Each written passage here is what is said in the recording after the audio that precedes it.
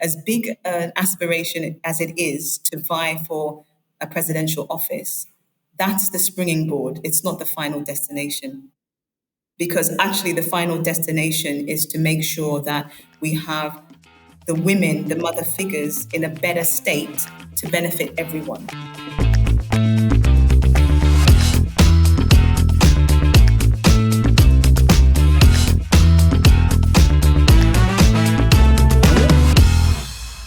Welcome to AudioLife, the podcast where we tell your story in your voice.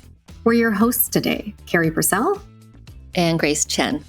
And today we get to interview a woman whose name you're going to want to remember. Naa Amerley Asante Armar is an exceptional woman, a mother, a lawyer, and a coach. A candidate running to be the first female president in Ghana in the elections later this year, December 2024. And she's here with us today to share her story. Naa Amerley, welcome to our podcast. Thank you very much, Carrie. Thanks, Grace. It's lovely to be here. Thank you for the opportunity. We're so happy to have you today. And our conversation is going to be broad-reaching. We'll talk about the upcoming election, why you're running, what you stand for. But first, we also want to understand the woman behind the candidate, your lived experiences that have helped to form and inform who you are today. So we generally like to start at the beginning, and I'm just going to ask you to share a little bit about yourself. Okay, great. Thank you again. So I am a UK-born Ghanaian, so born in the UK to Ghanaian parents. My father passed away in 2014, and my mother's still around. And I'm the eldest of my clan, as I say. We are 7 in total, all girls. I am a lawyer, an employment lawyer by profession. So that's what I've done for the last coming up 20 years in different guises. And right now I'm really thrilled in assisting litigants in person, those who are trying to, assert their employment rights themselves, navigate the legal system themselves with some coaching, so legal coaching. Aside from that, I'm a mother of 2 lovely boys, aged 13 and 10. They keep me on my toes. And in 2016, I would say, I started my business into coaching and mentoring, which came after a time of kind of really entering self-development, finding out about myself, what I liked. I would say refinding myself because I had been married for some time, had children, and kind of lost that sense of my individual identity. So I got into learning about that. And in my coaching and mentoring business, my passion is working with fellow mothers and mother figures. So essentially other women like me who have lost that sense of identity and really trying to redefine whichever stage they are in at their life. What is it that they want to do? And how can they start to do that without feeling like, we're neglecting our family responsibilities, commitments, and everything else. Aside from all that, I'm a passionate, singer. I've done music all my life. I learned to play the violin at age 7. I taught myself how to play the viola.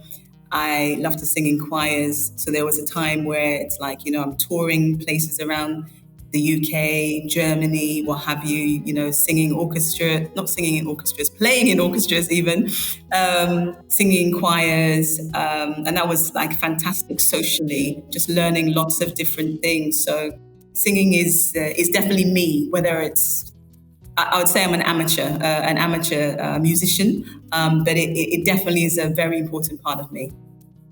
My goodness, thank you so much. And you covered so much ground already. And we want to actually go back a little bit and start to unpack a little bit of who you are. So childhood, actually, if it's okay, I'd like to hear more about that. Could you tell us a little bit more about your childhood? And because you mentioned a lot of things like identity and clan, all those things. So let's go back to the origin. What was your childhood like? So my childhood was filled with music. I would say. And I'm the eldest of 3. So my mother and my father had 3 daughters. I'm the eldest of those. And we used to live, ended up in southeast London, I would say, in the UK.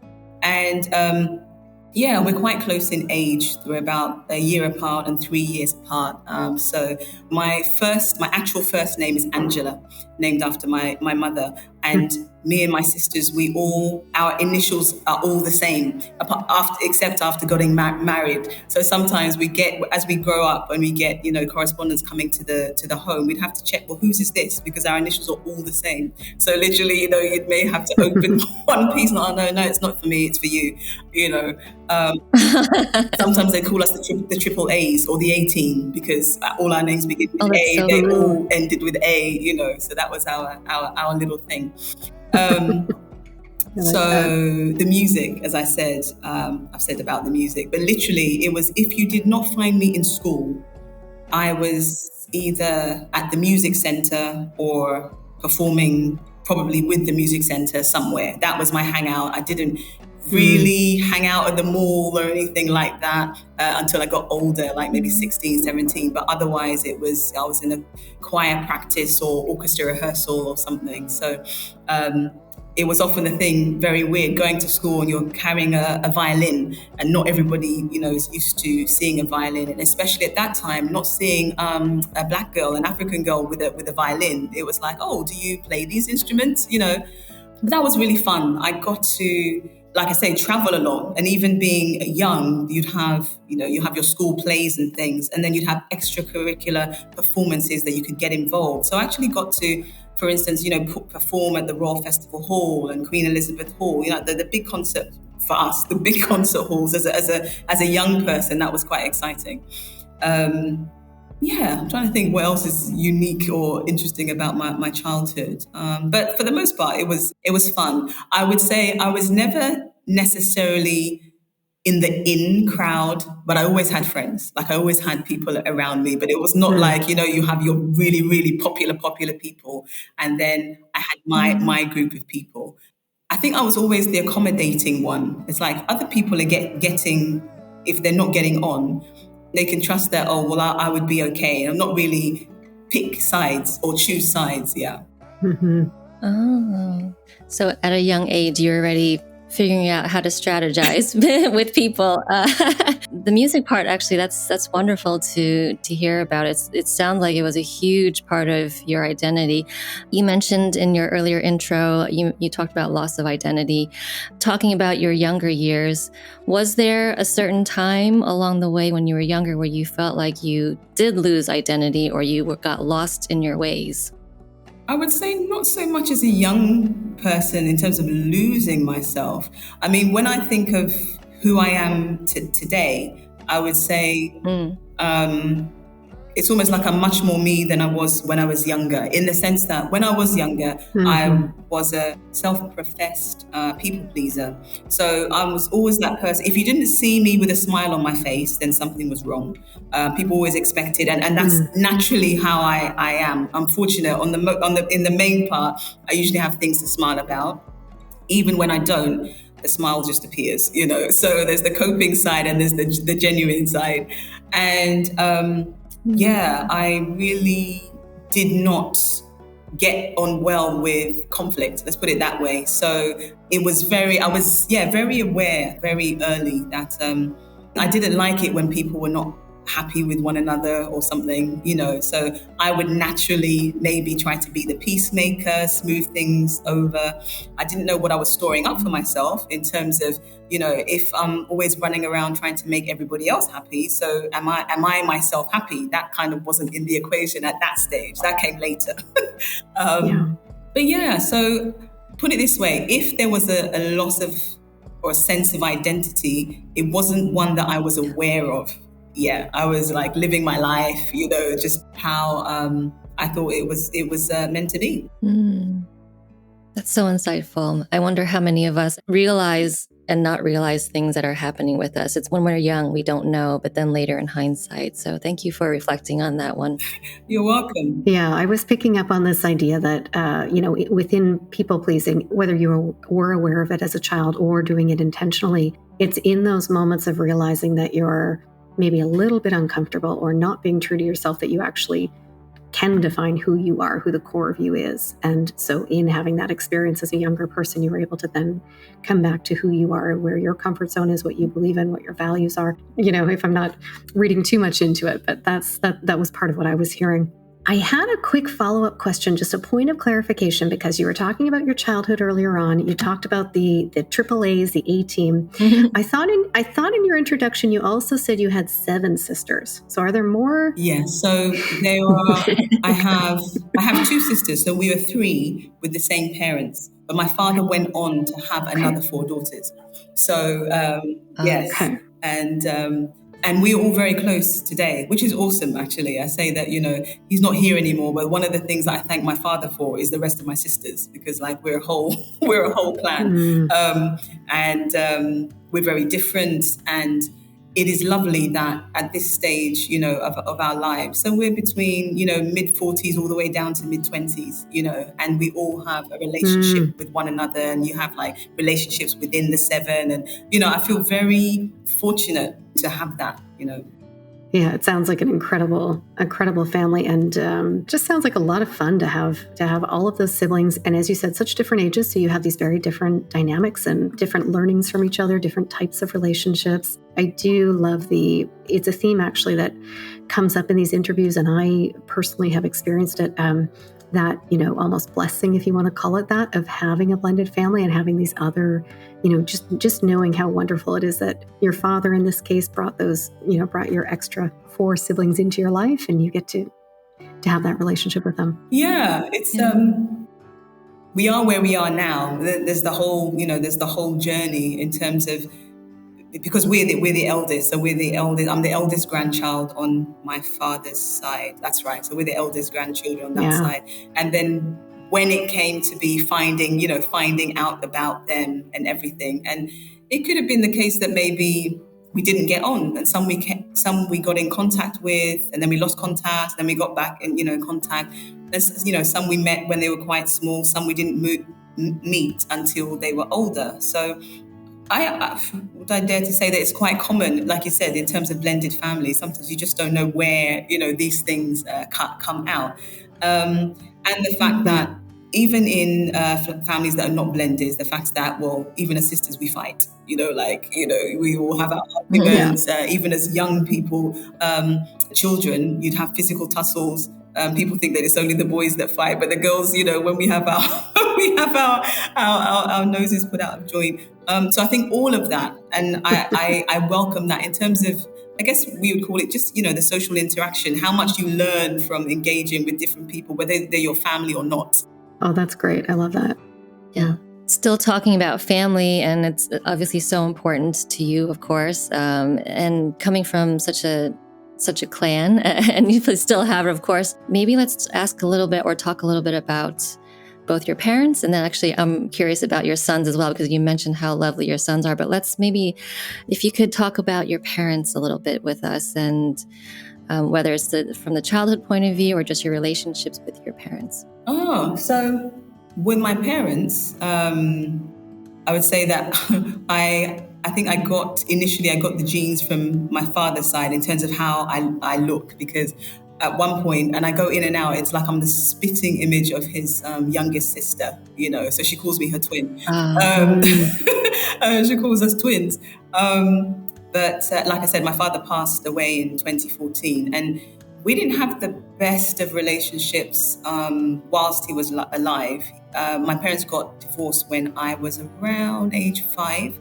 And he was kind of in and out of the scene, if I can put it that way. I would say by his own choice. My mother, one of the things that I really admire about her is that, at least from what we saw as children, she was always very accommodating. If he wanted to see us, he could see us, and things like that. And she made an effort to make sure that we were connected with his side of the family. So our aunts and uncles on that side of the family, she would take us to see them. We got to know them, irrespective of what was going on with him, which I really value, because then with the next generation, we got to know our cousins. The time where it's like, well, the aunts and uncles, they can do what they're doing. Now the cousins, we can contact one another without your assistance. So I do really appreciate that. Having said that, he was very much a maverick. I think I'd call it like that. Very, very charming, very good looking. He was like me in terms of, or I was like him in terms of, he's very extrovert, out there, entertaining people. So I think there's certain elements of that where I resonate, with him, life and soul of the party, but making sure that people are having a good time. I really get that. Yeah. And I think he was, on that side of the family, they're real jokers, as in they're very humorous. So he would tell good stories. He would tell good stories, even just like his father as well. So yeah, that was dad. And then with mum is, so they were both Ghanaian, both of Ghanaian heritage, if you like. Their families were quite close. With mum, I'm very close to my mother. We've always been very close. I think there's been one or two times when not. And I think that is, whether it's coming of age or life transitions, it's like you leave the home, you get married, you have your family and trying to work, those things out. But otherwise than that, my mum, it's like she's a very close friend as well as being a mum. What I love about her is her mentality is very much live and let live. She was the last born of 8 in her family, and being the last born of 8, she never had a voice, essentially. So I think that translated into to make sure that, she doesn't like, if she doesn't like the way that she's treated, she will make sure she doesn't do that to other people. And she was, maybe shut down a lot. So she would try to make sure that we are not, it's like she may not agree with what we want to do, but it's our life. So, we can go ahead and do it, kind of thing. And and it's funny, when I talk about the music, what I didn't talk about is that both my mother and father had a musical side. So at some point, I think my father, he was learning to play the organ. My mother, she used to sing. I think she was even on TV at some point, in some singing competitions and things. So I think they traveled down the genes. Well, I'd say a good mix, obviously. But my mum, who's still around, very much around. Yeah, she's got a heart of gold. She is one of my closest, apart from being my mother, but she's, like one of my closest people. Wow, I loved hearing that, what you've gotten from both of your parents. Your mother sounds like she was ahead of her time in some ways. She really just raised you and your family to the live and let live thing, and she was the youngest, whereas you're the eldest. You said as the grand. So interesting. Now let's shift a little bit and talk about your role as a mother. Of course, you've come from a household of ladies, so other than your father. So even just having sons, I have 2 sons as well. So when you were sharing earlier, you had 2 sons. I said, "Oh, I get it." I get it. And there's a little bit of shift in dynamic, but talk a little bit about your role as a mother, and then of the mother of 2 sons as well. What does that mean for you? What does that look like? And how has it been for you? It's been a whole roller coaster. And I think really that for me, however even when we want, when we want something, it can be a roller coaster. And a roller coaster in the best possible sense, in that you may not know the turns and the nooks and crannies and everything, and you will experience a whole load of things. So I had, my first child when I was 33, 34, I think. And we planned him. we was like, oh yes, we're ready. We'd gotten married and we planned him. And what can I say? The pregnancy was really good. And at that time I was in a really good health kick. So I was eating kind of high raw food, and whole foods and everything. So despite, in terms of my build, I've never really ever been a slim build. I've always been slightly larger. But the son that I had, because of my eating and everything, he was 2.5 kilos, 5.5 pounds when he was born. So technically on their ratings, their charts, he was low birth weight, which meant that even though I had a really great labor and everything, we had to stay in the hospital 5 days for them to check that, everything's well, he's eating and everything. And I thought that was so, at the time, it was very strange, because I was thinking, but there's nothing wrong, Now he's, a 13-year-old, adolescent. And just he actually is the spitting image of me. So my sisters often joke that, it's like, oh, it's the male Naa, because he's like, he has my face. I don't know how long that's gonna be a good thing for him or not, but he's very kind, and I'll say socially introverted. Like, he's very affectionate and everything, but he's not, in that sense, he's not like me, where I'm very like out there and hugging everybody and like the social extrovert. He's very kind-hearted, very intelligent. Like, his thing is about his numbers, his letters and everything. Like, he's been moved a year ahead at school because he really loves, the way that he learns and everything. So that's my eldest, who, one thing I would mention is that, so as a Ghanaian, we're very big on day names, as in having names that signify the day of the week on which we were born. So I was born on a Monday. If you ask most Ghanaians that are connected with or in their heritage, they will all know the day of not just the date, but the day of the week that they were born in. So I was born on a Monday, and my first son was born on a Monday. When I went to have my second son, he was born on a Friday, and his father is a Friday born. So we split 50-50. Like, we got one each on our day names. And the younger one, who is 10, he's more socially extrovert like me. But to the point that when he was young, I call my boys serial huggers. We're very physically affectionate. Like, you can't be with us and like not have a hug unless you tell us that it's off limits. Then you will get a hug.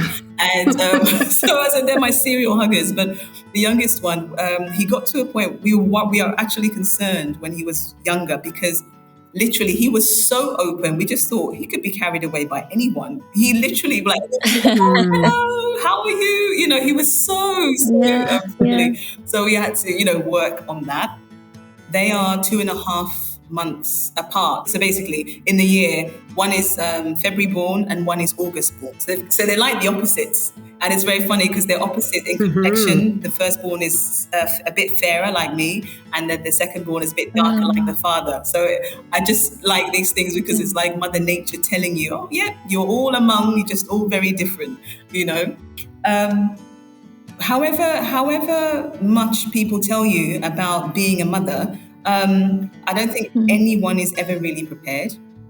I usually say that you get ready when you're in the action, because you do not know how your body is going to respond to certain things. So not just the pregnancy and the labor, but the sound of hearing your own child cry as opposed to somebody else's child cry, and maybe the touch of their skin as opposed to just generally babies and things. We don't know how we're going to respond to things until we actually have to respond to them. So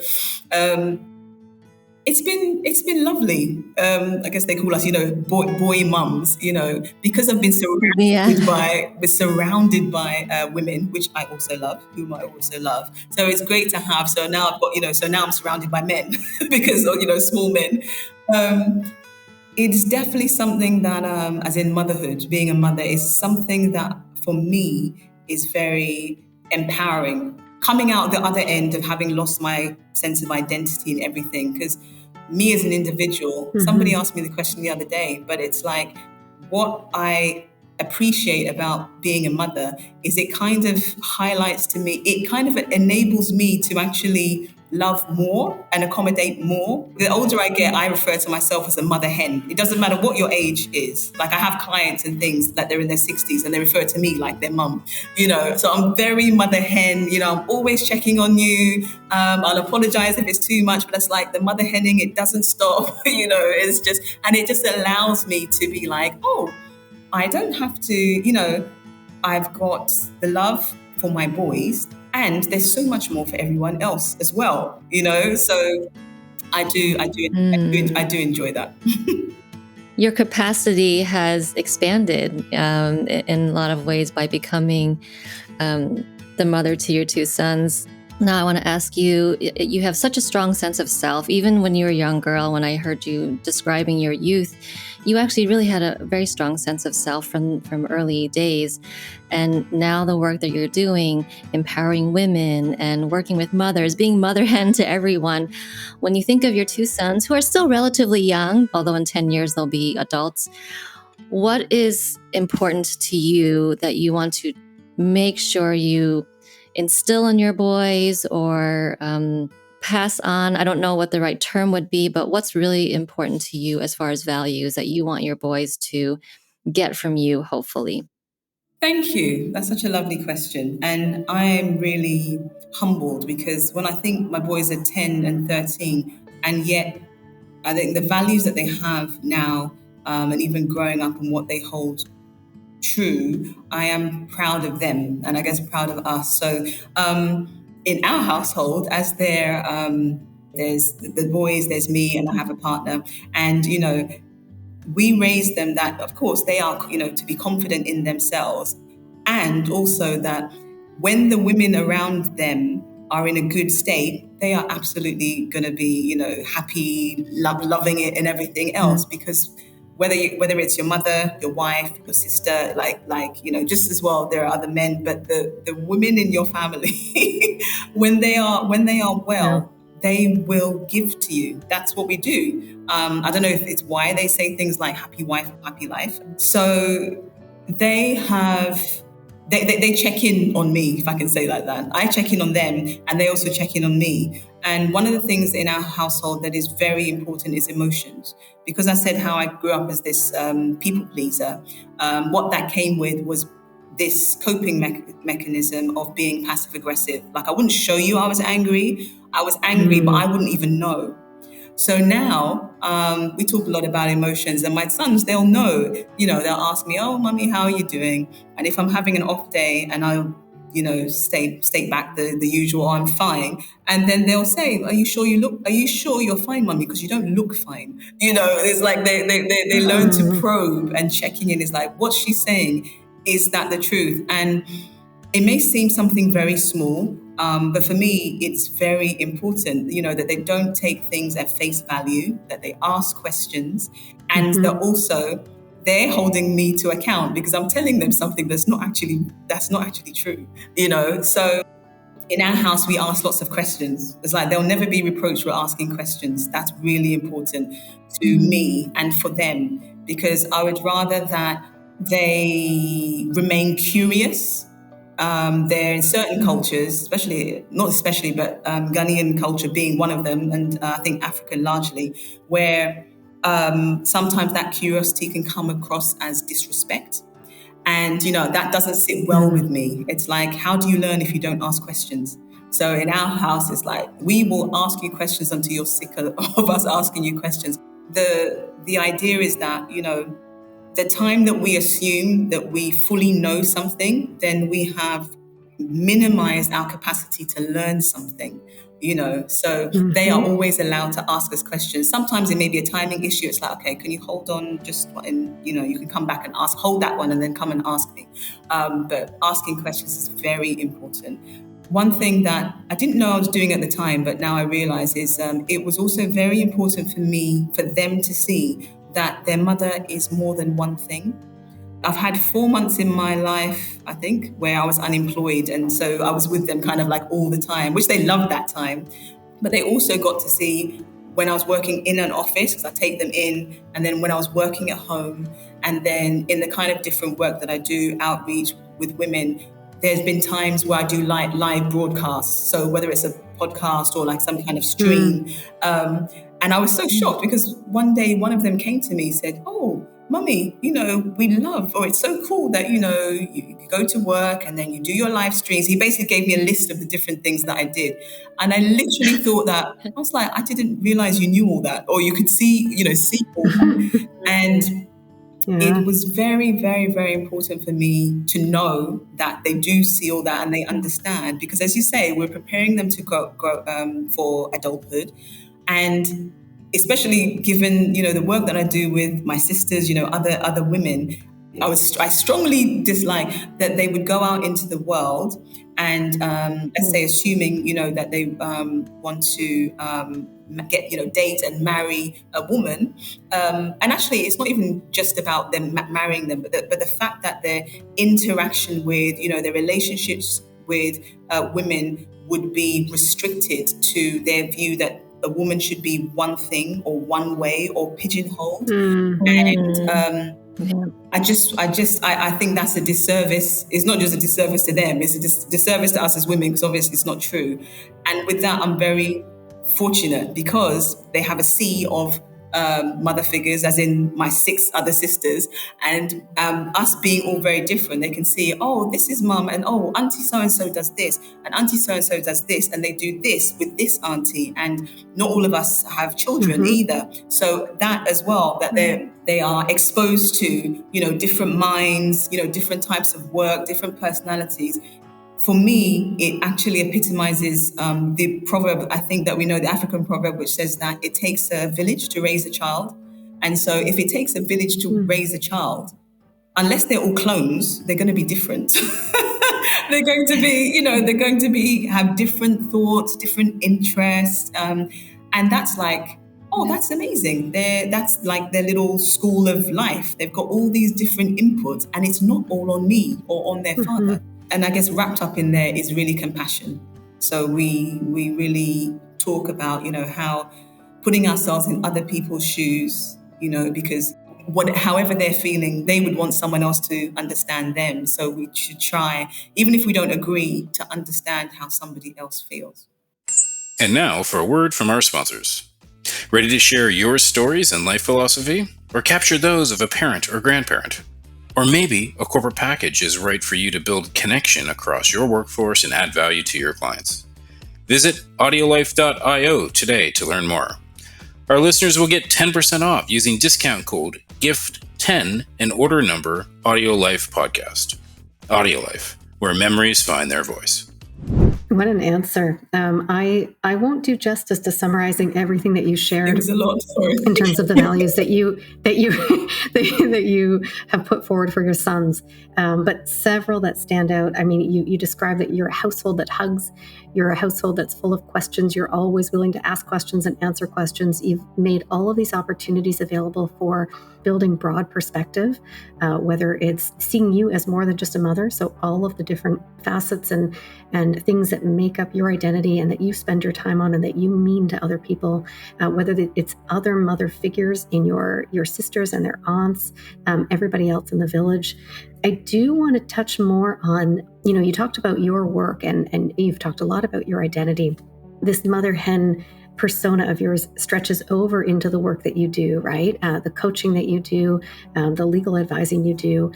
It sounds like a lot of that may have come out of your own experience refinding yourself and supporting, it sounds like supporting women that may be experiencing similar things to what you've experienced in the past.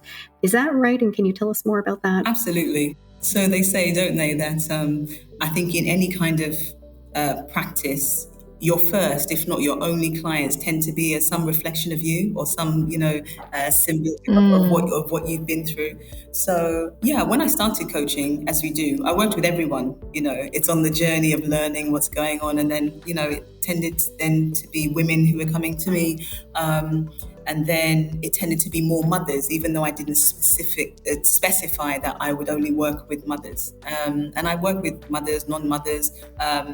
And then I have another branch, which is working with men, but I'll talk about that later. So yes, what led me into the coaching in the first place was where I said I was married, I had my 2 children, I was still working.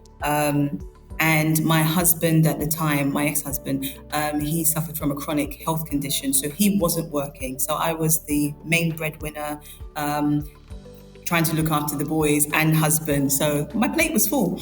And it was also at a time where I would say I was the most isolated because I had physically moved away from my family. And my family being my mum and the 2 sisters I grew up with, like that was my nucleus. They are, and even today, like that's our rock, So I'd physically moved away from them.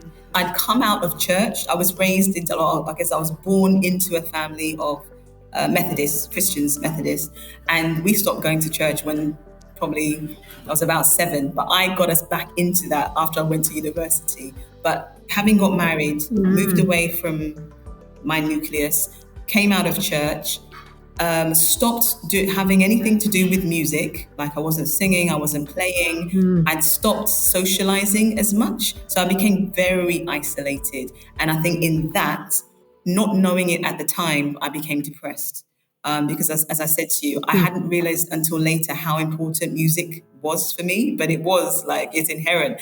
And I'd stopped doing, that. So I'd become a very functional depressive, I think they'd call it that. I was still getting up. Of course, you're a mother, you're a wife, you have duties, you have to go to work. So I was still doing all of that, but probably unbeknown to me, being very muted. And someone had said to me, it's like, when a butterfly has had its wings crushed. That was kind of like how they were trying to explain. From that scenario, I got to a point where I just said, after I'd done the bit about, of course I should be grateful, I've got a roof over my head, married, children, I should be, yes, I'm grateful. Then getting to the point of saying, thank you, but there must be more to my life because this is not it. Like there must be more. So that's what led me into what I'd call self-development work. And that was the time, number one, I found out I realized that I felt worthless. Like I literally felt worthless, like useless, broken even. And then on the flip side, what I was learning was that, well, number one, you're not broken. So you don't have to fix yourself. But even if that's what you think, you can still create what you love. So that's the thing that got my interest up, and doing that work and then thinking, well, if I feel like this, I can't be the only person that feels like that. So of course you want to pay it forward. And the mothers I've worked with in the past, different, between the ages of like 30 to 60, we have all had a time in our lives where we're just not quite sure what's happening, like who we are, what we're supposed to be doing. We know what we're supposed to be doing, but if you were to ask us, well, what would you love to be doing? At that time, when somebody asked me, I wouldn't have said, oh, it's music, because I'd completely become disconnected with that. So it's when you're like in a moment where you completely lose almost all recollection of who you were before you became the wife, the mother, the other things, And it's been great because when that light bulb goes off, and for some of us, we think back to childhood. Some of us don't think back to childhood because our childhood was traumatic. But some of us, wherever we can remember where the really happy place was, and I think, oh yeah, I used to spend loads of time doodling or drawing or, lying on the grass, even when it was raining, whatever the thing is, right? It's always amazing, like how quickly it's like the light bulb being switched on. It's like, oh yeah, that's what I was doing. Okay, so now what do I want to do now?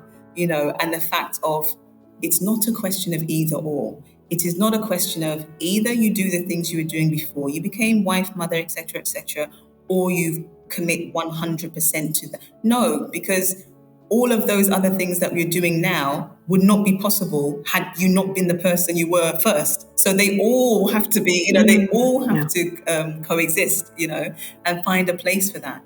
And something that was really strong in me is so I got to a stage where my then husband and I, we got divorced.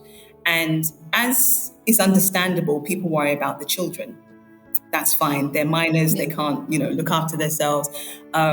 So then the dilemma for other people, not for me. I mean, yes, I was very worried about them, like, oh, what's the best thing to do for them? But I had prepared myself. Like I was in a state of knowing that this marriage is not working, and where our mindsets are, we're not in a place where we're going to sort this out together. So once I made the decision to leave, there was never any thinking this, going to go back. And the questions came that, but think of the children, for the sake of the children. And I don't think I ever shouted at anyone, but I was just thinking, and so what? I don't matter? And then a very good friend of mine said to me, do you know what? As long as you're okay, your children will be fine. And that's all I needed. That is all I needed. Because the thing is, when I was depressed, of course, my children wouldn't have been able to maybe say, oh, this is what mummy's going through, but they definitely felt it because we're still connected. So when they talk about the mother-child bond, it's later that I learned that, but I didn't literally know that. Literally, they are still within our bodies until I don't know how old they are. So I'm like, we are so linked. They know. They may not be able to say anything, but they are feeling it. So it does them a disservice to, number one, pretend that whatever's going on is not going on, and then try to maintain this kind of sham of being happy when we're not. And so some of the very real conversations we've had, I've had with the boys, even growing up, and I said they're 10 and 13, but they came up, was that when inevitably they did ask me on a number of occasions that, they wish, me and their father were back together. And I had to ask them, I said, well, I know it's really tough. I'm sorry that I can't give that to you. Would you prefer that mummy and daddy were still living under the same roof and they were shouting at each other? Or would you prefer that mummy and daddy had their own homes, which both you could visit, and mummy and daddy are happy? And it was really tough for them. But they did choose that. They prefer that we were both happy. But I recognize that every child wants their parents to be together. Unless something's really wrong, every child wants their parents to be together. And we had a number of those conversations. And I think it was helpful because to see it go off in their own head where they were thinking, yeah, that wouldn't have worked. Like, we know what we'd like, but it wouldn't have worked without me forcing on them that, oh, you must accept, because that wouldn't have been helpful either. But the point being that working with the mothers that I work with and non-mothers, because really for me, it's about the mothering energy. And I think that is the main thing, that nurturing energy. So even with the women that I've worked with who don't have children, either they have a desire, to have children at some point, or they do actually play the role of a mother figure in their life somewhere. They're the favorite auntie somewhere, or they're looking even after parents. That nurturing role is in there, and it's that role that sometimes I think gets, whether it's held hostage by other things, when you give as if it's a bottomless pit of nurturing, not realizing that as the saying goes, that, you can't pour from an empty cup, and we don't know stop. Fortunately, I'm glad that society is moving from that. Before, it felt to be the more selfless you are as a mother, the better a mother you are. Like martyrdom was really revered, and it's good to see that we're moving away from that, where you get a lot of talk about self, to the point that some people are saying, oh, now it's too much because you have to think about everyone. Of course you have to think about everyone. But the thing is, and my thing was always the encouragement that the more people you have to look after, that's the more you have to look after yourself. Because if you are not there, who is going to look after them? We get it. We get the whole oxygen mask, put your one on first and everything. But practically, even if you manage to kind of get yourself in a place where, okay, I know I've got to do this for myself. It's amazing the number of now other input you get from other places, Yeah. When I was doing the self-development work, I think one of the boys, the youngest one, he was ill. And I'd paid to go on this 3-day course or something. I'd come home every day. And I thought, oh my goodness, am I going to have to give this up? And I'm like, but no, his grandmother is there, as in my ex-husband's mother. So I'm just like, great. So I'm going to go. I'll check that he's got everything he needs, everything. And just the judgment, it's like, how could you go to this thing? I'm thinking, his father's home, his grandmother's home. Yeah. What is it that they're wanting me to do that they could not do for the 6 hours or something that I am out? But that's the thing. It's like, no, we must be tied to our children, even where there is support. Yeah. And what I didn't know at the time is, at least at some point, culturally, let me speak for Ghana, when a child is born, it's almost the opposite. It's almost like the mother would have to compete with the others to hold the child, because once you've fed the child, it's like, right, you go and sleep. This one's there to burp the child. This one's going to bath the child for you. This one is, they're going to carry your back. It's the difference is really stark, So, I think I've gone a long way, but I'm very passionate about working with the women, because of the way that we are made up, I say, and it's been shown, and I've lived experience in terms of we regulate or we influence the emotional temperature in the home. So whatever is going on with us, everybody will feel it. Like you can't even hide that. It just permeates the whole home. Yeah. Even if you are married and you have a husband and something's going on there and he's in a mood, it's about how that affects us that then we project that out. It's like if anything with the children, they'll be looking to us, how we respond to the external influence. So for me, it's the quickest way to uplift a family, to make sure that the woman in the home, she's doing well, because that will ripple out to everyone. And I don't think it's necessarily the case in terms of the man, but just because biologically that's not how they're made, but this is how we are made, being more of the feminine and having more of the emotional energy, which actually holds a lot. We may not have the physical strength, but our emotional strength is what holds everybody. Right. I want to pick up on something that you were just talking about, kind of contrasting how in Ghana, as soon as you have a baby, you almost have to fight to hold the baby. Everybody's around you. They all have a role. They're stepping in.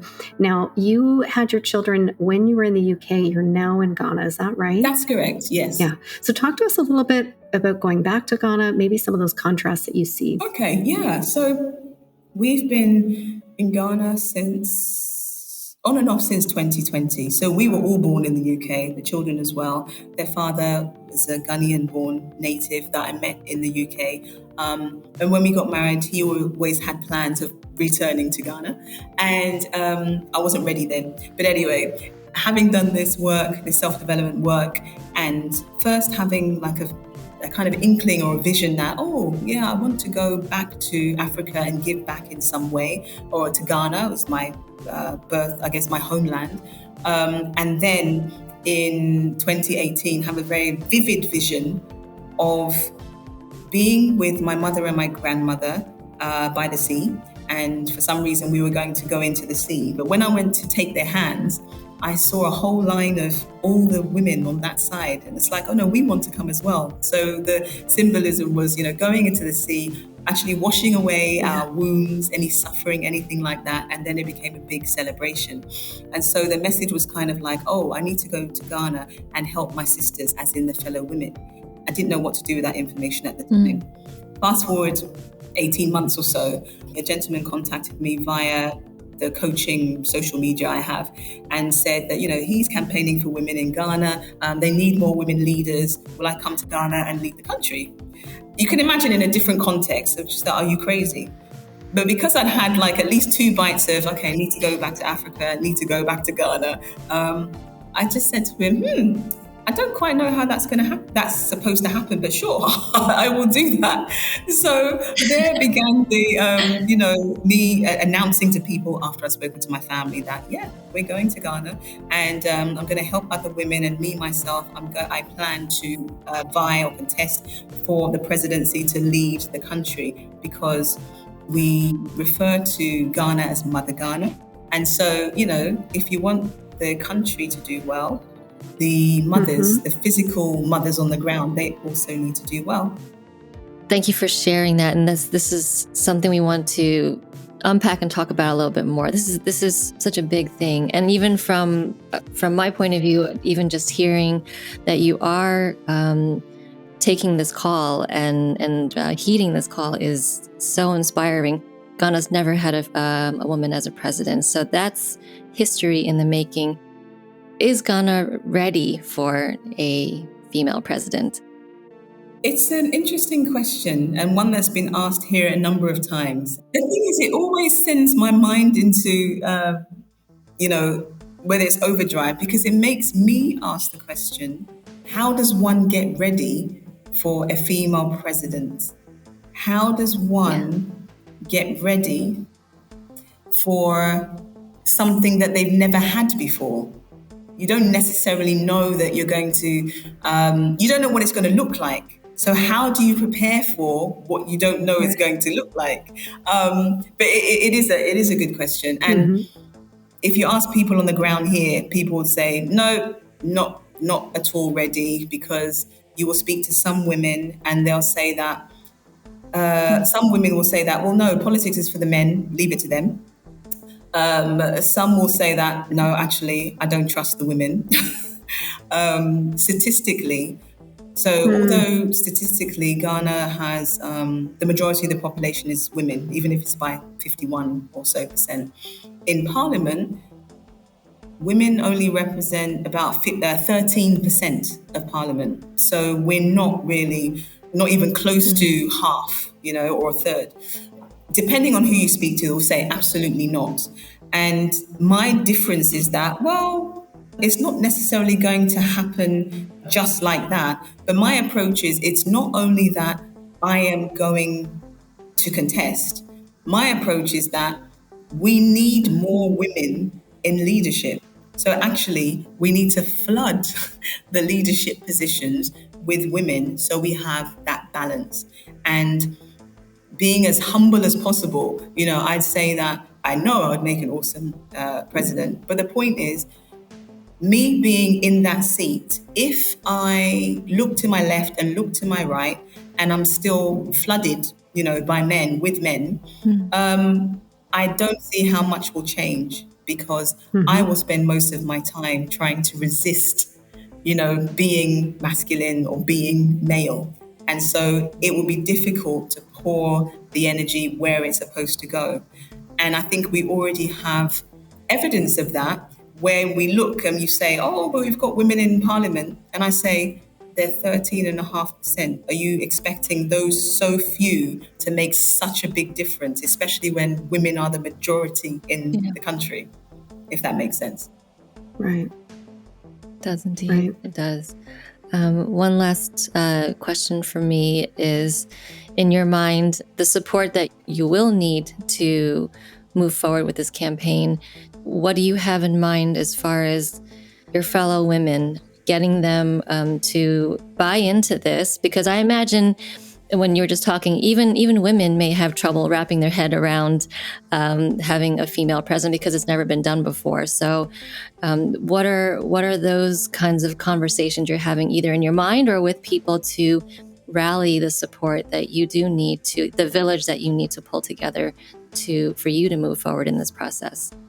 Great. So the conversations have been around since about 2019, because it's not only me having them. It's really bringing the women back to the fact that, yes, we say, okay, Ghana has never had a woman president. However, we have had great women leaders in the past. So we're looking at, yes, the modern day, but it's not something that we haven't done before. And also making it very tangible in the sense of, we have this disconnection thing where we think politics, I know it has a bad rap, it has stigma. So of course I say, leave it to the men. But I'm saying, we're already running ministries, right? So what I say to them is that, just think about your household and think about how many hats you wear.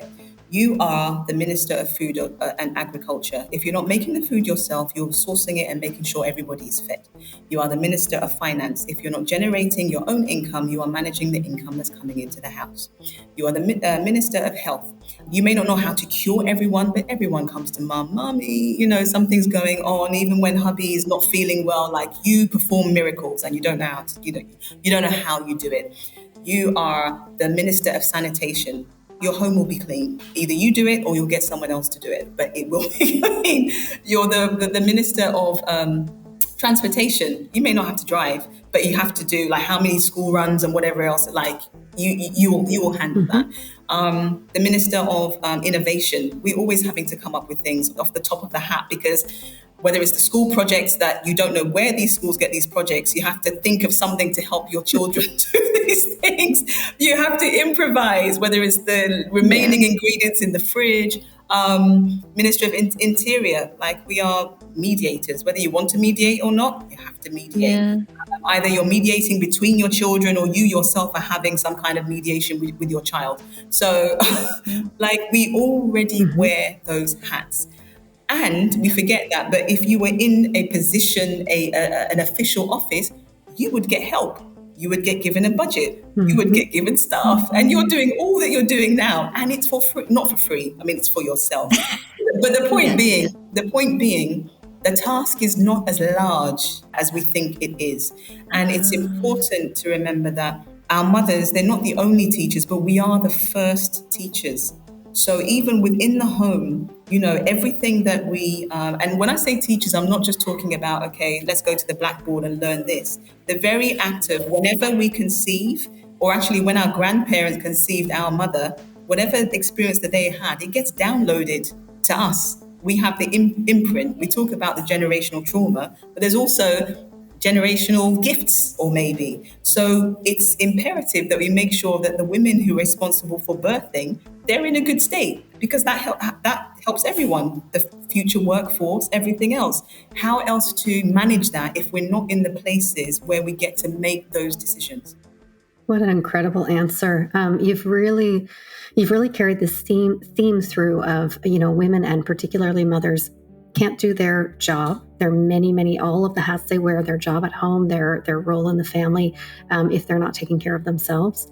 You've talked about how important, how many roles they really do play, how much power there is, how much they've been given both genetically and from the examples in their lives and from their lived experiences.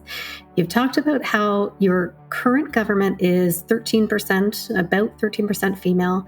The UN recommends that it should be 40% female. You talked about how, really statistically, the population is maybe 51%. I'm not sure why it shouldn't be equal, 50, 51%. And now you're there, you're in Ghana. The election is December 2024, so this end of this year. What's this campaign going to look like? How are you going to get there? The campaign has already started in an informal sense. But what I mean by that is that the usual thing is to announce you have a campaign. And yes, people see a banner and everything else. I take nothing away from that. But as you can hear, in terms of how I'm really passionate about connecting with the women, and it's not about me, it's much bigger than me. So we start from the ground. We go to marketplaces. I have a team. It's actually men who go out to marketplaces and they speak to women and how women need to be in a political leadership. And so the response is, yeah, but where is this woman that you're talking about? So we're building the ground instead of saying, oh, yes, vote for that. We're not doing that yet. We're making sure that they're aware that they need to call someone else. So then when I come in and I talk to them as sisters, it's like, well, but this is what we need to do together. We're not going to get anywhere if I get there and I don't have any sister support anywhere else, So there's the marketplaces, been to a few churches, but the other side of my work, which is part my, commercial work as well as the benevolent work, is holding spaces for women to come together and connect and honor their emotions. So I have a space called the Black Women Venting Room. And it literally is, we vent. It's a space where we come and we literally put words to our feelings about whatever issue matters to us.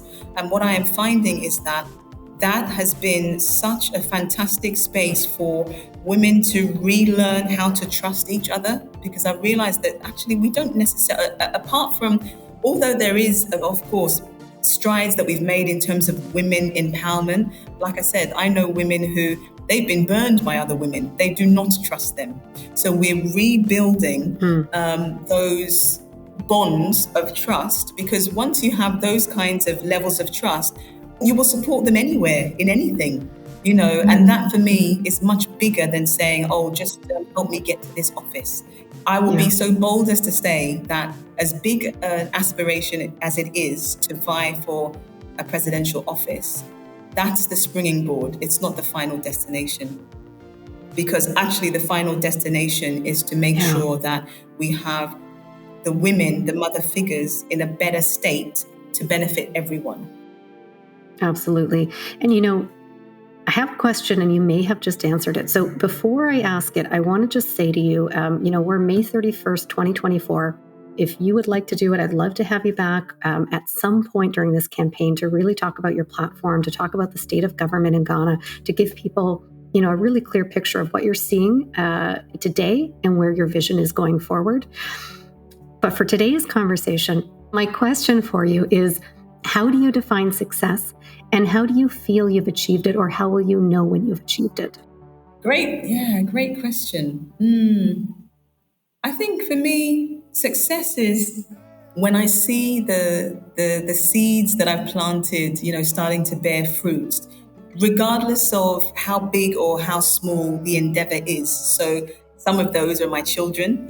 How are they growing? What kind of human beings are they developing into, citizens and what have you? Some of them are the clients that I work with. What are they achieving in their lives? And recently I had a catch up with one of them, and she's doing amazing. And I feel like, oh, it's like my baby. Others that I've helped, and maybe in the community, and to see where they are now, what they've managed to do with, maybe, I gave them an ear. Maybe they stayed with me for a little while, how those things have blossomed into something else. So for me, it's almost like success is it's not a final destination. In the same way for me, learning, healing, it's not a final destination. It's never over, because for me, once you hit that, then what next? What could possibly next? So, and I'm like, no, well, I'm here to rinse the life out of everything before I leave. So yeah, there's always more. There's always more. What an answer. And it reminds me, before we started recording, we were talking about this election, and you said to us, it's not if, it's when, right? So there isn't that success isn't one defined point in time. You continually move that target, and you have all of these opportunities. It also rings back to you talking about how you raise your sons, and really just making sure that they have these really broad understandings of what's available to them, what they can model themselves after, and all of these opportunities in front of them.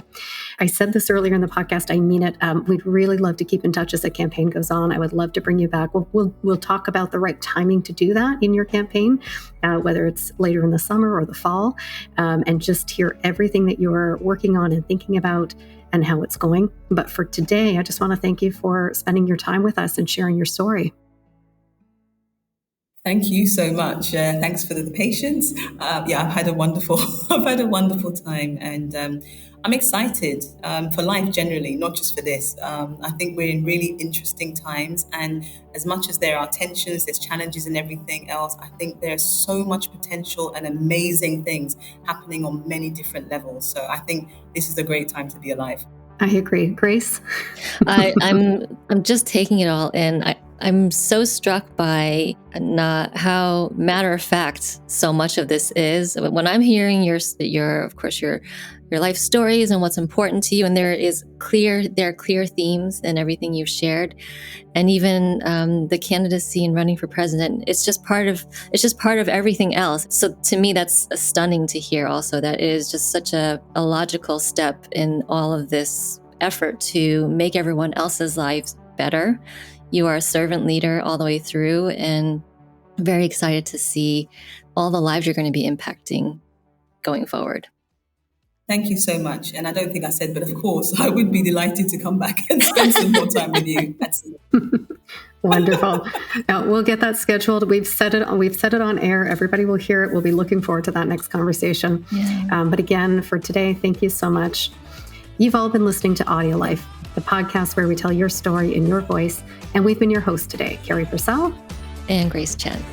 If you like what you've heard today, don't forget to rate the show and subscribe so you never miss an episode. See you next time. If you like what you heard today, consider recording your own AudioLife private podcast or giving one to a loved one for a unique and memorable gift. Today, AudioLife listeners will receive 10% off using discount code GIFT10 and order number AudioLife Podcast. Also, remember to rate our show and subscribe so you'll never miss an episode.